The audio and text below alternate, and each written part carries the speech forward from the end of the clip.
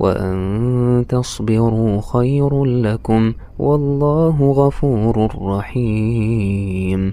يريد الله ليبين لكم ويهديكم سنن الذين من قبلكم ويتوب عليكم والله عليم حكيم. والله يريد أن يتوب عليكم ويريد الذين يتبعون الشهوات